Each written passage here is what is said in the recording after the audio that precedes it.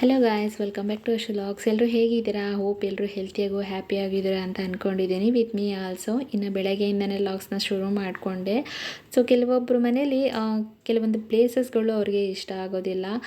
ಅವರಿಗೆ ಬೇಕಾಗೋ ರೀತಿಯಲ್ಲಿ ಕನ್ವರ್ಟ್ ಮಾಡ್ಕೊಳ್ತಾರೆ. ಅಂದರೆ ಒಂದು ಶೋ ಪೀಸ್ ಆಗಿ ಮಾಡ್ಕೊಳ್ಳೋದು, ಅಥವಾ ಶೋಕೇಸ್ ಥರ ಲೈಕ್ ಆ ಥರ ಮಾಡ್ಕೊಳ್ಳೋದು, ಅಥವಾ ಬೇರೆ ಏನಾದರೂ ಒಂದು ಗ್ಲಾಸಸ್ ಥರ ವಿಂಡೋ ಥರ ಸೆಟ್ ಮಾಡಿಕೊಂಡು ಆ ಥರ ಏನಾದರೂ ಬೇರೆ ಥರ ಕನ್ವರ್ಟ್ ಮಾಡ್ಕೊಳ್ತಾರೆ. ಬಟ್ ಅದು ಓನ್ ಹೌಸ್ ಆಗಿದ್ರೆ ಮಾತ್ರ. ಇನ್ನು ಇದು ನಮ್ಮನೇಲಿ ಏನು ಅಂದರೆ, ನನಗೆ ಈ ಒಂದು ಶೋಕೇಸ್ ನನಗೆ ಇಷ್ಟ ಆಗೋದಿಲ್ಲ. ಏಕೆಂದರೆ ಈ ಒಂದು ಶೋಕೇಸ್ ಓಪನ್ ಆಗಿರೋದ್ರಿಂದ ತುಂಬ ಹಳೇದು ಬೇರೆ. ಇನ್ನು ಏನಾದರೆ ಕೈಗೆ ಏನಾದರೂ ಸಿಕ್ಕಿರೋದೆಲ್ಲ ತೊಗೊಬಂದು ಅದೇ ಶೋಕೇಸಲ್ಲೇ ಎತ್ತಿಟ್ಬಿಡ್ತೀವಿ. ಅದೇ ಮತ್ತು ಅಲ್ಲಿ ಏನಾದರೆ ಬೇರೆ ಥರ ಒಂದು ಶೋ ಪೀಸ್ ಏನಾದರೂ ತಂದಿಟ್ಟರೂ ಕೂಡ ಅಲ್ಲಿ ಇರೋದಿಲ್ಲ. ಯಾಕೆಂದರೆ ಓಪನ್ ಇರೋದ್ರಿಂದ ಅಲ್ಲಿ ಮಕ್ಕಳಿರೋ ಮನೆಯಲ್ಲಿ ತೊಗೊಳ್ಳೋದು, ಆಟ ಆಡೋದು, ಅಲ್ಲಲ್ಲಿ ಬಿಸಾಡೋದು ಆ ಥರ ಆಗುತ್ತೆ. ಇನ್ನು ಆ ಒಂದು ಶೋಕೇಸ್ ಫುಲ್ಲು ಖಾಲಿ ಆಗಿಬಿಡುತ್ತೆ. ಸೊ ನಮ್ಮನೇಲೂ ಕೂಡ ಹಾಗೆ ಆಗಿಬಿಡುತ್ತೆ ಒಂದೊಂದು ಸಲ. ಹಾಗಾಗಿ ಬೇರೆ ಏನಾದರೂ ಶೋಪೀಸ್ ತಂದಿಡೋಣ ಅಂದ್ರೂ ಅಲ್ಲಿ ಆಗೋದಿಲ್ಲ. ಇರೋ ಅಂಥದ್ದನ್ನು ಏನಾದರೂ ಒಂದಿಟ್ಟು ಕವರ್ ಮಾಡಿ ಡೆಕೋರೇಟಿವ್ ಆಗಿ ಮೇಂಟೈನ್ ಮಾಡ್ಕೊಂಬರ್ತಾ ಇದ್ದೀನಿ. ಇನ್ನೇನಂದ್ರೆ ತುಂಬಾ ಡಸ್ಟು ಸಹ ತುಂಬಾ ಕೂರ್ತಾ ಇರುತ್ತೆ ಅವಾಗವಾಗ. ಅದ್ರ ಮೇಲೆ ಏನಾದರೆ ಗ್ಲಾಸಸ್ಸು ಆ ಥರದ್ದೆಲ್ಲ ಕವರ್ ಆಗಿದ್ದರೆ ನೋಡೋಕ್ಕೆ ತುಂಬಾ ಈಗೆಲ್ಲ ಕವರ್ ಮಾಡ್ಕೊಂಡು ತುಂಬಾ ಚೆನ್ನಾಗಿ ಇಟ್ಕೊತಾರೆ ಬೇಕಾದಂಗೆ. ಬಟ್ ಏನಂದರೆ ಅಲ್ಲಿ ಇಡೋಕ್ಕಾಗಲ್ಲ. ಇದು ರೆಂಟೆಡ್ ಹೌಸ್ ಆಗಿರೋದ್ರಿಂದ ನಾವು ಅದನ್ನು ಆಲ್ಟ್ರೇಷನ್ ಎಲ್ಲ ಮಾಡ್ಕೊಳ್ಳೋಕ್ಕಾಗೋದಿಲ್ಲ. ಆ ಒಂದು ಕಾರಣ. ಇನ್ನು ಕ್ಯಾಬಿನಲ್ಲಿರೋ ಈ ಪ್ಲೇಸಸ್ ಎಲ್ಲ ತುಂಬಾ ಡಸ್ಟ್ ಆಗಿತ್ತು. ತುಂಬಾ ರೇರ್ ಇದನ್ನು ಓಪನ್ ಮಾಡೋದು, ತುಂಬ ಲಾಕ್ ಮಾಡಿ ಇಟ್ಟಿರ್ತೀನಿ. ಇನ್ನು ಈ ಸೈಡಲ್ಲಿರೋದೆಲ್ಲ ಅಂದರೆ ಒಂದು ಗಿಫ್ಟ್ ಐಟಮ್ಸ್ಗಳು ನಾನಿಲ್ಲಿ ಇಟ್ಟಿರೋದು. ಅಂದರೆ ಒಡೆದೋಗ್ಬಿಡತ್ತೆ, ಆ ಒಂದು ಕಾರಣಕ್ಕೆ ಇಲ್ಲಿಟ್ಟು ಕ್ಲೋಸ್ ಮಾಡಿಟ್ಟಿದ್ದೀನಿ, ಮಗಳು ತೊಗೊಂಡ್ಬಿಡ್ತಾಳೆ ಅಂತ ಹೇಳಿ. ಇದು ಬಂದು ನನಗೆ ಆಫೀಸಲ್ಲಿ ಜಾಸ್ತಿ ಅಂದರೆ ಆ ಒಂದು ಮಂತ್ ನಾನು ಟಾಪರ್ ಆಗಿದ್ದಕ್ಕೆ ಇದು ನನಗೆ ಕೊಟ್ಟಿದ್ದು ಕಪ್ಪು ವಿತ್ ನನ್ನ ಮಗಳು ಫೋಟೋ ಜೊತೆ ನಂದು ಹಾಕಿ ಕೊಟ್ಟಿದ್ರು, ಕಂಗ್ರ್ಯಾಚುಲೇಷನ್ ಅಂತ ಹೇಳಿ. ರೋಸ್ ವಿನ್ ಸೊಲ್ಯೂಷನ್ಸ್ ಆಫೀಸ್ ಇದು. ಸೊ ಇದನ್ನು ಕೊಟ್ಟಿದ್ರು. ನಾನು ಇದನ್ನೇನು ಯೂಸ್ ಮಾಡಲ್ಲ, ಇದೇ ರೀತಿಯೇ ಇಟ್ಟಿದ್ದೀನಿ. ಇನ್ನು ಕೃಷ್ಣನ ಸ್ಟ್ಯಾಚು ಬಂದುಬಿಟ್ಟು ನನ್ನ ಮಗಳಿಗೆ LKG ಇರಬೇಕಾದ್ರೆ ನಾನು ಅವಳಿಗೆ ಕೃಷ್ಣ ಜನ್ಮಾಷ್ಟಮಿ ಬರುತ್ತಲ್ಲ, ಆ ಟೈಮಲ್ಲಿ ವೇಷಭೂಷಣ ಸ್ಪರ್ಧೆಗೆ ಅವಳನ್ನು ಕರ್ಕೊಂಡೋಗಿದ್ದೆ. ಹಾಕ್ಬಿಟ್ಟು ನಾನೇ ಅಂದರೆ ಓನಾಗೆ ಮಾಡಬೇಕಿತ್ತು. ಅಂದರೆ ಇರತ್ತಲ್ವ ಅಂಗಡಿಯಲ್ಲಿ, ಆ ಥರದ್ದೆಲ್ಲ ತೊಗೊಬಂದು ಹಾಕಬಾರ್ದು. ನಾವೇ ಓನಾಗೆ ನಮ್ಮ ಕೈಯಲ್ಲಿ ಇವಾಗ ಕಿರೀಟ ಆಗಿರ್ಬೋದು, ಸೊಂಟದ ಪಟ್ಟಿ ಅದೆಲ್ಲ ಓನಾಗೆ ಮಾಡಿಬಿಟ್ಟು ನಾವು ಹಾಕಬೇಕಾಗತ್ತೆ. ಇನ್ನು ಆ ಥರ ಮಾಡಿದ ಔಟ್ಪುಟ್ಟೇ ಇದು. ಸೊ ಪ್ರತಿಯೊಂದೊಂದು ಕೊಳಲು ಅದನ್ನೆಲ್ಲ ನಾನೇ ಮಾಡಿದ್ದು, ರೆಡಿ ಮಾಡಿಸಿರೋದು ಈ ಥರ. ಸೊ ಅದರಿಂದ ಅವಳಿಗೆ ಪ್ರೈಸ್ ಬಂದಿತ್ತು ಕೃಷ್ಣಂದು. ಹಾಗಾಗಿ ಅದನ್ನು ಹಾಗೆ ಇಟ್ಟೆ. ಅದೆಲ್ಲ ಒಂದು ಮೆಮೊರಿ ಅಲ್ವಾ. ಹಾಗಾಗಿ ಇನ್ನು ಅವಳಿಗೆ 4 ವರ್ಷ ಆಯಿತು, ಆದರೂ ಈಗ ನೆನ್ಬೋದು ಆ ಟೈಮಲ್ಲಿ ಮಾಡಿದ್ವಿ ಅಂತ ಹೇಳಿ. ಸೊ ಅದನ್ನೆಲ್ಲ ಒಂದು ಕಡೆ ಎತ್ತಿಟ್ಬಿಟ್ಟು ಕ್ಲೀನ್ ಮಾಡ್ಕೊಳ್ತಿದ್ದೆ. ಅಷ್ಟೊತ್ತಿಗೆ ನಮ್ಮ ಪಾಪನೂ ಎದ್ಲ. ಇನ್ನು ಫುಲ್ಲು ಕಂಪ್ಲೀಟಾಗಿ ನೀಟ್ ಮಾಡ್ಕೊಳ್ಳೋಕ್ಕಾಗಲಿಲ್ಲ. ಇನ್ನು ಪಾಪನ ಎತ್ಕೊಂಡು ಆಟ ಆಡಿಸ್ಕೊಂಡು ಕೂತ್ಕೊಂಡೆ. ಇನ್ನು ಸಂಜೆವರೆಗೂ ಆಗಿರಲಿಲ್ಲ. ಇನ್ನು ಮಲ್ಗೆ ಎದ್ದು ಸ್ವಲ್ಪ ಹೊತ್ತು ಸಾಂಬಾರು ಮಾಡೋಣ ಅಂತ ಹೇಳಿ ಸಾಂಬಾರು ಮಾಡ್ಕೊಳ್ತಾ ಇದ್ದೀನಿ. ಇನ್ನು ಅವರೆಕಾಳು ತಂದಿದ್ರೆ ಅವರೆಕಾಳು ಸಾಂಬಾರು ಮಾಡ್ಕೊಳ್ಳೋಣ ಅಂತ ಮಾಡ್ಕೊಳ್ತಾ ಇದ್ದೀನಿ. ಸೊ ಪಾಪು ಎದ್ದಾಗ ನನಗೆ ಏನು ಮಾಡ್ಕೊಳ್ಳೋಕ್ಕಾಗೋದಿಲ್ಲ. ಯಾಕಂದರೆ ಮನೇಲಿ ಯಾರಾದರೂ ಒಬ್ಬರು ನೋಡ್ಕೊಳ್ಳೋರಿದ್ರೆ ಆಗುತ್ತೆ. ಬಟ್ ಯಾರೂ ಇಲ್ಲ ಅಲ್ಲ, ಹಾಗಾಗಿ ನಾನೇ ಮಾಡ್ಕೊಳ್ಬೇಕು. ಇನ್ನು ನಾನು ಅವರೆಕಾಳು ಸಾಂಬಾರಿಗೆ ಮೊಟ್ಟೆ ಹಾಕಿ ಮಾಡೋಣ ಅಂತ ಅಂದ್ಕೊಂಡೆ. ಇನ್ನು ಈರುಳ್ಳಿ, ಬೆಳ್ಳುಳ್ಳಿ, ತೆಂಗಿನಕಾಯಿ, ಸೋಂಪು, ಚಕ್ಕೆ, ಲವಂಗ, ಸ್ವಲ್ಪ ಗಸಗಸೆ ಇದನ್ನೆಲ್ಲ ಸೇರಿಸ್ಕೊಂಡು ನಾನು ಮಾಡ್ಕೊಳ್ತಾ ಇದ್ದೀನಿ. ಸೊ ಸಾಂಬಾರು ಪುಡಿ ಏನು ನಾನು ಯೂಸ್ ಮಾಡ್ತಾ ಇಲ್ಲ ಜಾಸ್ತಿ ಯಾವುದಕ್ಕೂ. ಸೊ ಈ ಥರ ಡೈರೆಕ್ಟಾಗಿ ಎಲ್ಲ ಅದಕ್ಕೆ ಹಾಕಿನೇ ಮಾಡ್ಕೊಳ್ತಿದ್ದೀನಿ. ಲೈಕ್ ಒಂಥರ ಮಟನ್ ಸಾಂಬಾರು ಬರುತ್ತಲ್ಲ, ಅದು ಮಟನ್ ಸಾಂಬಾರು, ಚಿಕನ್ ಸಾಂಬಾರಿಗೆಲ್ಲ ಸಾಮಾನ್ಯ ಸಾಂಬಾರು ಪುಡಿ ಎಲ್ಲ ಯೂಸ್ ಮಾಡೋದಿಲ್ಲ ಅಲ್ವಾ. ಸೊ ಆ ಥರನೇ ಟೇಸ್ಟ್ ಬರ್ತಾ ಇರುತ್ತೆ. ನಾನು ಮಾಡಿಸಿರಲಿಲ್ಲ, ಸಾಂಬಾರು ಪುಡಿ ಖಾಲಿಯಾಗಿತ್ತು. ರೆಡಿ ಅಂಗಡಿಯಲ್ಲಿ ತಂದಿದ್ದೆ, ಈ ಸಲ ಮಾಡೋಕ್ಕಾಗಿರಲಿಲ್ಲ. ಸೊ ಹೋದ ವರ್ಷ ಮಾಡ್ಕೊಂಡಿದ್ದೆ ಬೇಕಾದಷ್ಟು. ಜಾಸ್ತಿ ಮಾಡ್ಕೊಳ್ಳಲ್ಲ, ಏಕೆಂದರೆ ಹಾಳಾಗಿಬಿಡುತ್ತೆ ಅಂತ ಹೇಳಿ 1 kg ಅಷ್ಟು ಮಾಡ್ಕೊಳ್ತಾ ಇದ್ದೆ. ಬಟ್ ಈ ಸಲ ಮಾಡ್ಕೊಳ್ಳೋಕ್ಕಾಗಿರಲಿಲ್ಲ. ಹಾಗಾಗಿ ಇದೇ ಥರ ಈಗ ಚಿಕನ್ ಸಾಂಬಾರು, ಮಟನ್ ಸಾಂಬಾರು ಮಾಡ್ತೀವಲ್ಲ, ಅದೇ ಥರ ಮೆಥಡಲ್ಲೇ ಮಾಡ್ಕೊಳ್ತಾ ಇದ್ದೀನಿ. ಇನ್ನು ಈ ಅವರೆಕಾಳು ಜೊತೆಗೆ ಆಲೂಗಡ್ಡೆ, ಬೇರೆ ಏನಾದರೂ ಬದನೆಕಾಯಿ ಹಾಕ್ತಾರೆ. ಬಟ್ ನಮ್ಮ ಮನೇಲಿ ಪ್ರತಿ ಸಲ ಅವರೆಕಾಳು ಸಾಂಬಾರು ಮಾಡ್ಬೇಕಾದ್ರೂ ಈ ಥರ ಮೊಟ್ಟೆ ಹಾಕಿನೇ ಮಾಡೋದು. ಇನ್ನು ಹಿಚ್ಕಿದ ಅವರೆಕಾಳು ಏನಾದರೂ ಮಾಡಿದ್ರೆ ಇನ್ನೂ ಚೆನ್ನಾಗಿರುತ್ತೆ ಮೊಟ್ಟೆ ಹಾಕಿ ಮಾಡಿದರೆ. ಹಾಗಾಗಿ ಸ್ವಲ್ಪ ಹೊತ್ತು ಹಾಗೆ ಮೊಟ್ಟೆ ಇಟ್ಟಿದ್ದೆ. ಒಡೆದಾಕಿದ್ರೆ ಒಂಥರ ಈಗ ಅದ್ರ ಮೇಲ್ಗಡೆ ಎಲ್ಲ ಒಂಥರ ಇರುತ್ತಲ್ಲ ಗಲೀಜು, ಹಂಗಾಗಿ ತುಂಬ ಹೊತ್ತು ಹಾಗೆ ನೀರಲ್ಲಿ ಇಟ್ಬಿಟ್ಟು ಅದೆಲ್ಲ ಇನ್ನೊಂದು ಸಲ ತೊಳೆದು ಸಾಂಬಾರಿಗೆ ಹಾಕಿದ್ದೆ. ಇನ್ನು ಸಾಂಬಾರು ಹಾಕ್ತಿದ್ದಂಗೆ ಒಂದು ಸ್ವಲ್ಪ ನೀಟ್ ಮಾಡಿಕೊಂಡೆ, ಆಗಿಂದಾಗಲೇ ನೀಟ್ ಮಾಡಿಕೊಂಡ್ರೆ ನಮಗೂ ಒಂದು ಸ್ವಲ್ಪ ಕಂಫರ್ಟ್ ಅನಿಸುತ್ತೆ ಬೇರೆ ಕೆಲಸ ಮಾಡ್ಕೊಳ್ಳೋದಕ್ಕೂ. ಇನ್ನು ಜೊತೆಗೇ ಅಕ್ಕಿನೂ ಇಟ್ಕೊಂಡ್ಬಿಟ್ಟೆ. ನಮ್ಮ ಪಾಪು ಹೇಗೋ ನಮ್ಮ ಮನೆಯವರು ಇಟ್ಕೊಂಡಿದ್ರಲ್ಲ ಅಷ್ಟರಲ್ಲೇ ಬೇಗ ಮಾಡ್ಕೊಂಬಿಡೋಣ ಅಡುಗೆನ ಅಂತ ಹೇಳಿ ಆ ಪಕ್ಕ ಅನ್ನಕ್ಕೆ ಇಟ್ಕೊಳ್ತಾ ಇದ್ದೀನಿ. ಇನ್ನೂ ಸುಮಾರು ಟೈಮ್ ಇದೆ. ನಾವು ತಿನ್ನೋದು 9 ಗಂಟೆಗೆ, ಊಟ ಮಾಡೋದು 9-9:30 ಆಗುತ್ತೆ. ಬಟ್ ನಾನೊಂದು ಈಗ ಒಂದು 6 ಗಂಟೆ 6:30 ಆಗಿದೆ, ಅಷ್ಟು ಬೇಳೆ ಇಟ್ಕೊಳ್ತಾ ಇದ್ದೀನಿ. ಯಾಕೆಂದರೆ ಇನ್ನು ನನ್ನ ಪಾಪುದೇ ಹೇಳಿದ್ನಲ್ಲ, ಅವಳು ಕೈಯೇ ಬಿಡೋಲ್ಲ. ನಾನು ಒಂದೇ ಕೈಯಲ್ಲಿ ಇಟ್ಕೊಂಡೆ ನಾನು ಅಡುಗೆ ಎಲ್ಲ ಮಾಡ್ಕೋಬೇಕಾಗತ್ತೆ, ಒಂದೊಂದೇ ಕೈಯಲ್ಲೇ ಹಿಡ್ಕೊಂಡು. ತುಂಬ ತುಂಟಿಯಾಗಿಬಿಟ್ಟಿದ್ದಾಳೆ ಇವಾಗಂತೂ. ಹಾಗಾಗಿ ಸಮಯ ಸಿಕ್ಕಾಗಲೇ ಮಾಡ್ಕೊಂಬಿಡ್ತೀನಿ ನಾನು ಎಲ್ಲದನ್ನು. ವೇಟ್ ಮಾಡೋಕ್ಕಾಗಲ್ಲ, ಅದೇ ಟೈಮಲ್ಲಿ ಮಾಡ್ಕೊಬೇಕು ಅಂತೇನಿಲ್ಲ. ಹಾಗೆ ಜೊತೆಗೆ ನನ್ನ ಮಗಳು ಬೇರೆ ಯಾಕೋ ಎದೆ ಉರಿತಿದೆ ಅಂತ ಹೇಳಿ ಸಾಂಬಾರು ಬೇಡ, ಮಸಾಲೆ ಸಾರು ಬೇಡ ಅಲ್ವಾ, ಹಾಗಾಗಿ ಇದನ್ನೇ ಮಜ್ಜಿಗೆಗೆ ಮೊಸರಿಗೆ ಒಗ್ಗರಣೆ ಹಾಕ್ಕೊಡೋಣ ಅಂತೇಳಿ ಇದನ್ನೇ ಒಗ್ಗರಣೆ ಹಾಕ್ಕೊಡ್ತಾ ಇದ್ದೀನಿ. ಇತ್ತೀಚಿಗೆ ಮಕ್ಳಿಗೂ ತುಂಬ ಹೆಲ್ತ್ ನೋಡ್ಕೋಬೇಕಾಗತ್ತೆ. ಯಾಕೆಂದರೆ ತುಂಬ ಹೊರಗಡೆ ಇರೋ ಐಟಮ್ಸ್ ಎಲ್ಲ ತಿಂತಾರೆ, ಏನೇನು ತಿಂತಾರೆ, ಐಸು ಅದು ಇದೆಲ್ಲ ತಿನ್ನೋದ್ರಿಂದ ಎದೆ ಉರಿ ಆಗುತ್ತೆ ಅನಿಸುತ್ತೆ. ಯಾವಾಗಲೂ ಎದೆ ಉರಿ ಅಂತ ಇರ್ತಾಳೆ. ಹಾಗಾಗಿ ಅದನ್ನೇ ಮಾಡಿಕೊಟ್ಟೆ. ಇನ್ನು ಗ್ರೋಸರೀಸ್ ಎಲ್ಲ ಖಾಲಿಯಾಗಿತ್ತಲ್ಲ, ಅದನ್ನೇ ರೀಫಿಲ್ ಮಾಡ್ಕೊಳ್ಳೋಣ ಅಂತಲೇ ಮಾಡ್ಕೊಳ್ತಾ ಇದ್ದೀನಿ. ಇದು ಆ್ಯಕ್ಚುಲಿ ತಂದು ಒಂದು ದಿನ ಆಗಿತ್ತಂದರೆ ನೈಟ್ ತಂದಿದ್ದರು.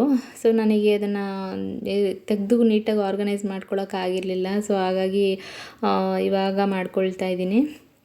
ಇನ್ನು ತರಬೇಕಾದ್ರೇ ಅದು ಅಂದರೆ ಇದ್ರಲ್ಲಿ ಹಾಕ್ಕೊಟ್ಟಿದ್ರು, ಬಾಕ್ಸಲ್ಲಿ, ಕಾರ್ಬೋರ್ಡ್ ಬಾಕ್ಸಲ್ಲಿ ಹಾಕ್ಕೊಟ್ಟಿದ್ರು. ಅದು ತರಬೇಕಾದ್ರೆ ನನ್ನ ಮಗಳು ಹಂಗೆ ಎತ್ಕೊಬಂತ ಬೀಳ್ಸಿದ್ಲಲ್ಲ, ಹಾಗೆ ಅದು ಕಿತ್ಕೊಂಡು ಆ ಕಡೆ ಬಿದ್ದೋಯ್ತು. ಇನ್ನು ಸೋಪೆಲ್ಲ ಸಪ್ರೇಟಾಗಿ ಎತ್ತಿಟ್ಬಿಟ್ಟೆ ರಾತ್ರಿ ಎಲ್ಲ. ಏಕೆಂದರೆ ಇದನ್ನೇ ಅಂದರೆ ತಿನ್ನೋ ಐಟಮ್ಸ್ ಜೊತೆ ಇಟ್ಟರೆ ಅದೇ ಒಂಥರ ಸ್ಮೆಲ್ ಬರುತ್ತೆ ಅದ್ರದ್ದು ಅಂತ ಹೇಳಿ ಎಲ್ಲ ಸಪ್ರೇಟಾಗಿ ಎತ್ತಿಟ್ಬಿಟ್ಟೆ. ಇನ್ನು ಇದು ಬಂದುಬಿಟ್ಟು ನಮಗೆ 1 ಮಂತಿಗೆ ಆಗುತ್ತೆ ಕರೆಕ್ಟಾಗಿ. 1 ಮಂತು ಕೆಲವೊಂದು ಐಟಮ್ಸ್ಗಳು 1 ಮಂತ್ ಬರುತ್ತೆ, ಕೆಲವೊಂದು ಐಟಮ್ಸ್ಗಳು 1.5 ತಿಂಗಳವರೆಗೂ ಇರುತ್ತೆ. ನಾವು ಯಾವ ಥರ ಯೂಸ್ ಮಾಡ್ತೀವೋ ಆ ಥರದ್ರಲ್ಲಿ ನಾನು ಸಾಮಾನ್ಯ ಈ ಥರನೇ ರೀಫಿಲ್ಲಿಂಗ್ ಮಾಡ್ಕೊಳ್ಳೋದು ಗ್ರೋಸರೀಸ್ ಎಲ್ಲ. ಈಗ ಇದು ಬಂದು ಒಂದು ಅರ್ಧ kg ಬಾಕ್ಸ್ ಇದು. ಈ ಬಾಕ್ಸಲ್ಲಿ ಏನೇನು ಅರ್ಧ kg ಇತ್ತು ಅಂದರೆ ಐಟಮ್ಸ್ಗಳು, ಅದನ್ನು ನಾನು ಫುಲ್ಲು ಹಾಕಿಡಲ್ಲ, ಒಂದು 1/4 kg ಅಷ್ಟು ಮಾತ್ರನೇ ಹಾಕಿಟ್ಟಿರ್ತೀನಿ. 1/4 kg ತೊಗೊಂಡಿರೋದನ್ನು ಮಾತ್ರನೇ ಫುಲ್ಲು ಹಾಕ್ಬಿಡ್ತೀನಿ. ಅಂದರೆ ಅರ್ಧ kg ಇರೋದನ್ನು ಫುಲ್ ಹಾಕಿಟ್ರೆ ನಾವು ಸಾಮಾನ್ಯ ಕೆಲವೊಂದು ಯೂಸ್ ಮಾಡೋದಿಲ್ಲ ಅಲ್ವಾ. ಈಗ ಬಟಾಣಿ ಎಲ್ಲ ನಾವು ಜಾಸ್ತಿ ಹಾಕೋದಿಲ್ಲ, ಹಂಗಾಗಿ ಅದನ್ನು ಎಷ್ಟು ಬೇಕೋ ಒಂದು ಅರ್ಧ ಬಾಕ್ಸಲ್ಲಿ ಇಟ್ಬಿಟ್ಟು ಇನ್ನು ಅರ್ಧನ ತೆಗೆದು ನಾನು ಸಪ್ರೇಟಾಗಿ ಎತ್ತಿಟ್ಬಿಡ್ತೀನಿ, ಫ್ರಿಜ್ಜಲ್ಲಿ ಎತ್ತಿಟ್ಬಿಡ್ತೀನಿ. ಬೇಕಾದಾಗ ಹಾಕ್ಕೊಳ್ಬೋದು ಅಂತ. ಯಾಕೆಂದರೆ ಹುಳ ಹಿಡ್ಬಿಡುತ್ತೆ, ಕಪ್ಪು ಹುಳಗಳು ಆ ಥರ. ಇನ್ನು ತೊಗರಿಬೇಳೆ ಎಲ್ಲ ಈ ಥರ ದೊಡ್ಡ ಕಂಟೈನರಿಗೆ ಹಾಕಿಟ್ಕೊಂಡಿದ್ದೀನಿ. ಇದು ಬಂದು ನಂದು ಅಳತೆದು ಬಟ್ಲು. ಇದರಲ್ಲಿ ಕರೆಕ್ಟಾಗಿ 1 ಗ್ಲಾಸು ಅಥವಾ 1.5 ಗ್ಲಾಸ್ ಹಾಕ್ಕೊಳ್ತೀನಿ ಸಾಂಬಾರಿಗೆ. ಹಾಗಾಗಿ ಅದನ್ನೇ ಇಟ್ಕೊಂಡೆ. ಇನ್ನು ಅದನ್ನೆಲ್ಲ ಒಂದು ಕಡೆ ಜೋಡಿಸಿ ಇಟ್ಕೊಂಡಿದ್ದಾದಮೇಲೆ ಇನ್ನು ಇದೆಲ್ಲ ಉಳಿದಿರೋದು ಹೇಳಿದ್ನಲ್ಲ, ಒಂದು ಅರ್ಧ kg ತೊಗೊಳ್ತೀನಿ ಅಂದರೆ ಮಿಕ್ಕಿರೋದನ್ನೆಲ್ಲ ಈ ಥರ ಕಟ್ಟಿಟ್ಟಿರ್ತೀನಿ. ಇದನ್ನು ಒಂದು ಕಂಟೈನರ್ ತೊಗೊಂಡು ಅದಕ್ಕೆ ಕ್ಲೀನಾಗಿ ಹಾಕಿಟ್ಬಿಡ್ತೀನಿ. ಬೇಕಾದಾಗ ನಾನು ಅದನ್ನು ರೀಫಿಲ್ ಮಾಡ್ಕೊಳ್ತೀನಿ. ಸೊ ಈ ಥರ ಒಂದು ಬಾಕ್ಸ್ ಇಟ್ಕೊಂಡಿದ್ದೀನಿ. ಈ ಬಾಕ್ಸಿಗೆ ಎಲ್ಲ ಚಿಕ್ಕ ಪುಟ್ಟದ್ದು ಏನೇನು ಕಾಳು ಎಲ್ಲ ಏನೇನು ಮಿಕ್ಕಿರುತ್ತೋ ಇದನ್ನೆಲ್ಲ ನಾನು ಫ್ರಿಜ್ಜಿಗೆ ಇಡೋದು. ಅಂದರೆ ಇದರಲ್ಲೆಲ್ಲ ಒಂಥರ ಕಪ್ಪು ಹುಳ ಹಿಡಿದ್ಬಿಡುತ್ತೆ ಮೇಲ್ಗಡೆ ಇಟ್ಟರೆ ಸಾಮಾನ್ಯ. ಸೊ ಫ್ರಿಜ್ಜಲ್ಲಿ ಇಟ್ಬಿಡ್ತೀನಿ ಇದನ್ನೆಲ್ಲ. ಬೇರೆ ಐಟಮ್ಸ್ಗಳೇನಾದರೂ ಇದ್ದರೆ ಅಂದರೆ ಹುಳ ಆಗದೆ ಇರೋದು ಏನಿರುತ್ತೋ ಅದನ್ನೆಲ್ಲ ಒಂದು ಡಬ್ಬಾಗೆ ಹಾಕಿ ಇಟ್ಕೊತೀನಿ. ಈಗ ಸಾಸಿವೆ ಜೀರಿಗೆನೂ ಇದರಲ್ಲೇ ಹಾಕಿಟ್ಟೆ. ಸೊ ಅದು ಸ್ವಲ್ಪ ಇರಬೇಕಾದ್ರೆ ಮೇಲೆ ಹಾಕ್ತಿದ್ರು ಹಳೇದು ಕೆಳಗೆ ಉಳ್ಕೊಳ್ಳುತ್ತೆ, ಡಸ್ಟ್ ಸಮೇತ ಉಳ್ಕೊಳ್ಳುತ್ತೆ. ಹಾಗಾಗಿ ಅದು ಫುಲ್ ಖಾಲಿ ಆದಮೇಲೆ ಅದನ್ನು ವಾಶ್ ಮಾಡಿ ಕಂಟೈನರ್ನ ಸೊ ತಂದಿರೋ ಅಂಥದ್ದು ಹೊಸದನ್ನು ಅದಕ್ಕೆ ಹಾಕ್ಕೊಳ್ತೀನಿ. ಇನ್ನು ಹುಣಸೆಹಣ್ಣು ಸಹ ಖಾಲಿಯಾಗಿತ್ತು. ಸೊ ಹಾಗಾಗಿ ಅಡಿಯಲ್ಲಿರೋದನ್ನು ತೆಗೆದುಬಿಟ್ಟು ಹೊಸ ತೆಗ್ದು ಹಾಕ್ಕೊಳ್ಳೋಣ ಅಂತ ತೆಗಿತಾ ಇದ್ದೆ.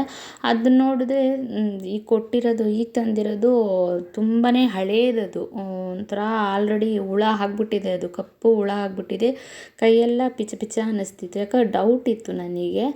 ಹಾಗಾಗಿ ನೋಡೋಣ ಅಂತ ಹೇಳಿ ಯಾವುದೋ ಒಂದು ಗೊಂದಲದಲ್ಲಿ ಮಾಮೂಲಿ ಹಳೇದು ತೆಗೆದು ಮಿಕ್ಸ್ ಮಾಡಿಲ್ಲ ಸದ್ಯಕ್ಕೆ. ಸೊ ಅಡಿ ಇದು ತುಂಬ ಚೆನ್ನಾಗಿದೆ. ಇವಾಗ ನಾನು ತೆಗಿತಿರೋದು ಹುಣ್ಸೆಹಣ್ಣು ತುಂಬ ಚೆನ್ನಾಗಿದೆ. ಅಂದರೆ ಮಾಮೂಲಿ ಬೆಳೆಸಿರೋರೆ ತಂದು ಡೈರೆಕ್ಟಾಗಿ ಮಾರ್ತಾರಲ್ಲ ಈ ರೋಡ್ ಸೈಡಲ್ಲೆಲ್ಲ, ಸೊ ಅವ್ರ ಹತ್ರ ತೊಗೊಂಡಿದ್ದು ತುಂಬ ಚೆನ್ನಾಗಿದ್ದು. ಲಾಸ್ಟ್ ಟೈಮ್ ತೊಗೊಬಂದು ನಮ್ಮ ಮನೆಯವರು. ಇನ್ನು ಇದು ಬಂದು ಅಂಗಡಿಯಲ್ಲಿ ತೊಗೊಂಡಿದ್ದು ಚೆನ್ನಾಗೇ ಇರಲಿಲ್ಲ, ನೋಡೋಕ್ಕೂ ಚೆನ್ನಾಗಿರಲಿಲ್ಲ. ಅದಕ್ಕೆ ಅದನ್ನೇನು ಮಾಡಿದೆ, ಮತ್ತೆ ವಾಪಸ್ ಕವರಿಗೆ ಹಾಕ್ಬಿಟ್ಟು ವಾಪಸ್ ಕೊಟ್ಬಿಡೋಣ ಅಂತ ಹೇಳಿ ಹಳೇದೇನಿತ್ತು ಹಳೇದನ್ನೇ ನೋಡಿ. ಹಳೇದು ಎಷ್ಟು ಚೆನ್ನಾಗಿದೆ ಗೊತ್ತಾ, ಫ್ರೆಶ್ಶಾಗೆ. ಸೊ ಅದು ಮಾತ್ರ ಫುಲ್ಲು ಹುಳ ಎಲ್ಲ ಆಗಿಬಿಟ್ಟು ಕೈಯಲ್ಲಿ ಹಿಂಗೆ ತೆಗಿತಿರ್ಬೇಕಾದ್ರೆ ಕವರಲ್ಲಿ ಗೊತ್ತಾಗ್ತಿರ್ಲಿಲ್ಲ, ಕೈಯಲ್ಲಿ ತೆಗ್ದಾಗಲೇ ಅದ್ರದ್ದು ಗೊತ್ತಾಗಿದ್ದು ಪಿಚ ಪಿಚ ಅಂತ. ಸೊ ಡೌಟಲ್ಲಿ ನೋಡಿದ್ರೆ ಹುಳ ಆಗಿಬಿಟ್ಟಿತ್ತು, ಹಾಗಾಗಿ ಎತ್ತಿಟ್ಬಿಟ್ಟೆ ಅದನ್ನು ಬೇಡ ಅಂತ ಹೇಳಿ. ಇನ್ನು ಬಾಕ್ಸಸ್ ಎಲ್ಲ ಎತ್ತಿಡ್ತಿದ್ದಂಗೆ ಸ್ವಲ್ಪ ಎಲ್ಲ ಕ್ಲೀನ್ ಮಾಡ್ಕೊಳ್ಬೇಕಿತ್ತು ಹಾಗೇ. ಸೊ ಎಲ್ಲ ಪಾಪು ಮಲಗಿದ್ದಕ್ಕೆ ನನ್ನ ಕೆಲಸಗಳು ಮುಗ್ತಾ ಇದೆ. ಇನ್ನು ಆ್ಯಕ್ಚುಲಿ ಇದ್ರಲ್ಲಿ ನೆಕ್ಸ್ಟ್ ಡೇ ಲಾಗ್ ಇದು. ಇನ್ನು ನಾನು ಈ ಥರ ಅಂಗನವಾಡಿಯಲ್ಲೆಲ್ಲ ಹಾಲು ಪೌಡರ್ ಕೊಟ್ಟಿರ್ತಾರೆ, ತಿಂಗಳ ಒಂದು ಅರ್ಧ ಪ್ಯಾಕೆಟ್ ಕೊಡ್ತಾರೆ. ಇದರಲ್ಲಿ ಇನ್ನು ಕಾಫಿ ಮಾಡ್ಕೊಂಡು ಕುಡಿಯೋದೆಲ್ಲ ಏನಿಲ್ಲ, ನನ್ನ ಮಗಳಿಗೆ ಸ್ವೀಟ್ ಏನಾದರೂ ಮಾಡ್ಕೊಡೋಕೆ ಮಾತ್ರನೇ. ಈ ಕಲಾಕಂದ್ ಅಥವಾ ಬೇರೆ ಏನಾದರೆ ಸ್ವೀಟ್ ರೆಸಿಪಿಗೆ ಇದು ಮಾಡೋಕ್ಕೆ ಚೆನ್ನಾಗಿರುತ್ತೆ. ಏನಾದರೆ ಹಾಲು ಕೋವಾ ಆ ಥರ ಎಲ್ಲ ಮಾಡೋಕ್ಕೆ ಚೆನ್ನಾಗಿರುತ್ತೆ ಅಂತ ಹೇಳಿ ನಾನು ಈ ಥರ ಒಂದು ಜಿಪ್ಲಾಕ್ ಬ್ಯಾಗ್ ಇತ್ತು. ಸೊ ಅದರಲ್ಲಿ ತರಕಾರಿ ಎಲ್ಲ ಹಾಕಿಡ್ತಿದ್ದೆ. ಇದು ಇತ್ತೀಚೆಗೆ ಆಗ್ತಿರಲಿಲ್ಲ ಅದರಲ್ಲಿ, ಹಾಗಾಗಿ ಇದನ್ನು ಹಾಕಿಟ್ಕೊಳ್ಳೋಣ ನೀಟಾಗಿ. ಈಗ ಸಪ್ರೇಟಾಗಿ ಇಟ್ಕೊಳ್ತಾ ಇದ್ದರೆ ಎಲ್ಲ ಅಲ್ಲಿ ಇಲ್ಲಿ ಬಿದ್ದೋಗುತ್ತೆ, ಇಲ್ಲ ಹಾಲಿನ ಪೌಡೆಲ್ಲ ಫ್ರಿಜ್ ಒಳಗೆ ಇಡೋದು ನಾನು, ಎಲ್ಲ ಚೆಲ್ಕೊಳ್ಳುತ್ತೆ. ಇದರಲ್ಲೂ ಅಷ್ಟೇ, ಓಪನ್ ಮಾಡಿ ಬಿಟ್ಟಿರೋದ್ರಿಂದ ಹಾಲು ಪೌಡ್ರು ಮೇಲ್ಗಡೆ ಇಟ್ಟರೆ ಒಂಥರ ಹಾಳಾಗುತ್ತೆ. ಹಾಗಾಗಿ ನಾನೇನು ಯಾವಾಗಲೂ ಮಾಡಲ್ಲ, ತುಂಬ ರೇರು ಸ್ವೀಟ್ ಮಾಡೋದರಲ್ಲಿ. ಹಾಗಾಗಿ ಜೊತೆಗೆ ಬೆಲ್ಲ ಸ್ವಲ್ಪ ಇತ್ತ ಅದನ್ನು ತರಿಸಿದ್ದೆ. ಇದು ಮಾಮೂಲಿ ಅಂಗನವಾಡಿಯಲ್ಲೂ ಕೊಡ್ತಾರೆ ಬೆಲ್ಲದ ಪೌಡರು, ಒಂದೊಂದು kg ಪ್ಯಾಕೆಟಿಂದು. ಅದ್ರ ಜೊತೆಗೆ ಇದನ್ನು ತರಿಸಿದ್ದೆ, ಅದು ಫುಲ್ಲು ಬ್ಲ್ಯಾಕ್ ಇದೆ ಅದು. ಸೊ ಇದು ಒಂಥರ ವೈಟ್ ಬರುತ್ತಲ್ಲ ಅಂಗಡಿಯಲ್ಲಿ, ಆ ಥರ ಬೆಲ್ಲ ಇದು ಇರಲಿ ಅಂತ ಹೇಳಿ ಇದನ್ನು ತೊಗೊಂಡಿದ್ದೆ. ಇನ್ನು ಮಿಕ್ಕಿದ್ದನ್ನೆಲ್ಲ ತೆಗ್ದು ನಾನು ಈ ಥರ ಒಂದು ದೊಡ್ಡ ಪೇಂಟ್ ಹೊಡಿತಾರಲ್ಲ ಡಬ್ಬ, ಸೊ ಆ ಥರ ಡಬ್ಬದಲ್ಲಿ ಹಾಕಿಟ್ಕೊಳ್ತೀನಿ. ಅದೇನು ಇವಾಗ ಓಪನೇ ಮಾಡಿಲ್ಲ. ಈಗ ಕಡಲೆ ಹಿಟ್ಟು ಅದೆಲ್ಲ ಇರುತ್ತಲ್ಲ, ಸಕ್ಕರೆ ಅದೆಲ್ಲ ಏನು ಫ್ರಿಜ್ಜಿಗೆ ಇಡಬೇಕು ಅನ್ನೋದೇನಿಲ್ಲ. ಸೊ ನಾನು ಈ ಥರ ಹಾಕಿಟ್ಕೊಳ್ತೀನಿ. ಆಲ್ರೆಡಿ ಸ್ವಲ್ಪ ಉಳಿದಿರೋಂಥ ರೇಷನ್ ಅಕ್ಕಿ ಎಲ್ಲ ಇತ್ತಲ್ಲ, ಇದೇ ಬಾಕ್ಸಲ್ಲೇ ಹಾಕಿ ಇಟ್ಟಿದ್ದೆ. ನೋಡಿರಿ, ಇದು 2 ಪ್ಯಾಕೆಟ್ ಅಂಗನವಾಡಿಯಲ್ಲಿ ಕೊಟ್ಟಿದ್ರು. ಅಂದರೆ ಇದನ್ನು ನಾನು ಯೂಸ್ ಮಾಡ್ತೀನಿ. ಈ ಬೆಲ್ಲ ಅಂದರೆ ಪ್ಯೂರ್ ಇದೆ, ಇದು ಬೆಲ್ಲ ಕಪ್ಪು ಬೆಲ್ಲ ಅಲ್ಲ, ಯಾವುದೇ ರೀತಿ ಕೆಮಿಕಲ್ ಇರಲ್ಲ. ಆ ಒಂದು ಕಾರಣಕ್ಕೆ ಇದು ನನಗೆ ತುಂಬ ಇಷ್ಟ. ಅಂದರೆ ಫುಲ್ಲು ಬ್ಲ್ಯಾಕ್ ಆಗುತ್ತೆ, ನಾವೇನೇ ಮಾಡೋಕ್ಕೋದ್ರೂ ಫುಲ್ಲು ಬ್ಲ್ಯಾಕ್ ಆಗಿರುತ್ತೆ ಸ್ವೀಟು. ಆ ಥರ ನಮ್ಮ ಪಾಪುಗೆ ರಾಗಿ ಸರಿ ಕೊಡ್ತೀನಲ್ಲ, ಅದಕ್ಕೆ ಒಂದು 3-4 ಸ್ಪೂನ್ ಅದಕ್ಕೆ ಹಾಕ್ತೀನಿ ಅದಕ್ಕೆ. ಸೊ ಇದರ ಅಂದರೆ ಆಯಿಲು ಎಲ್ಲ ಇದರೊಳಗೆ ಇತ್ತು, ಆಲ್ರೆಡಿ ಓಪನ್ ಆಗಿರಲಿಲ್ಲ ಅಲ್ಲ. ಸೊ ಅದನ್ನೆಲ್ಲ ಇದೆಲ್ಲ ಇದೆಲ್ಲ ಫ್ರಿಜ್ಜಿಗೆ ಇಡೋದಿಲ್ಲ.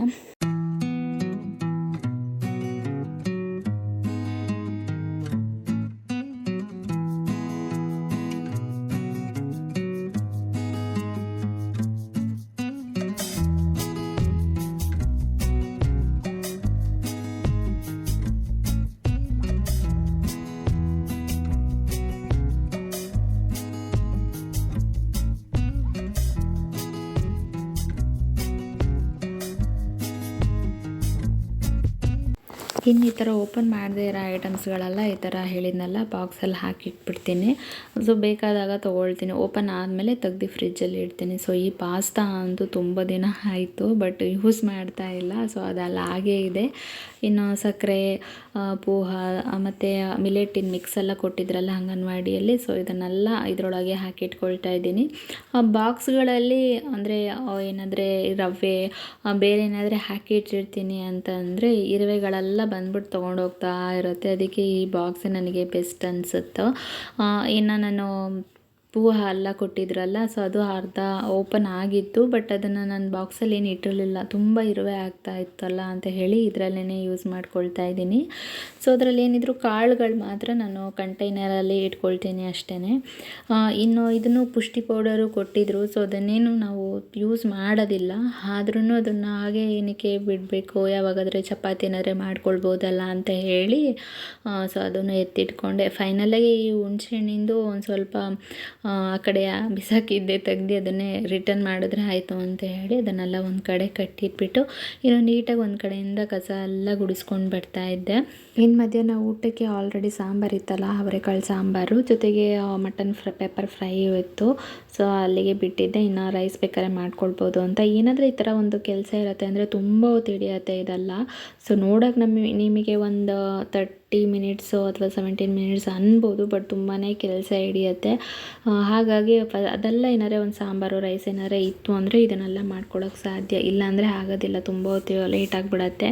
ಇನ್ನು ನಾನು ಇದನ್ನೆಲ್ಲ ನೀಟ್ ಮಾಡಿ ಕೂಡಿಸ್ಕೊಂಡು ಇನ್ನಿಷ್ಟೆಲ್ಲ ಕೆಲಸದ ಮಧ್ಯೆ ನಮ್ಮದು ಅಂತ ಸ್ವಲ್ಪ ಒಂದು 5 ನಿಮಿಷ ಒಂದು 10 ನಿಮಿಷ ಅಂತ ಒಂದು ಟೈಮ್ ಎತ್ತಿಟ್ಕೊಳ್ಬೇಕಾಗತ್ತೆ ನಮ್ಮ ಪರ್ಸ್ನಲ್ ಕೇರಿಗೋಸ್ಕರ.